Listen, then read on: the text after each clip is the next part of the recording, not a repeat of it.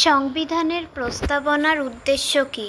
উত্তর: প্রস্তাবনায় ভারতীয় সংবিধানের মৌলিক নীতি ও উদ্দেশ্যগুলি তুলে ধরা হয়েছে।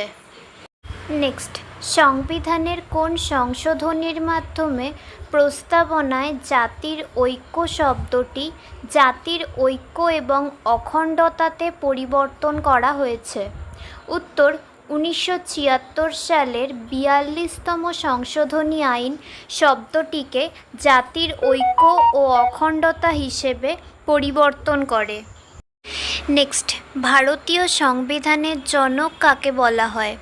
উত্তর: ডক্টর বি.আর. আম্বেদকরকে প্রায়শই ভারতীয় সংবিধানের জনক বলা হয়। নেক্সট, প্রস্তাবনার আদর্শ ও নীতির উৎস কী?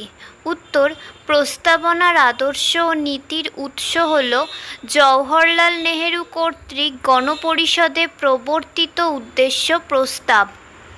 নেক্সট অ্যান্ড ফাইনাল কোয়েশ্চেন: সংবিধানের কোন অংশে মৌলিক অধিকারের বিস্তারিত বিধান রয়েছে?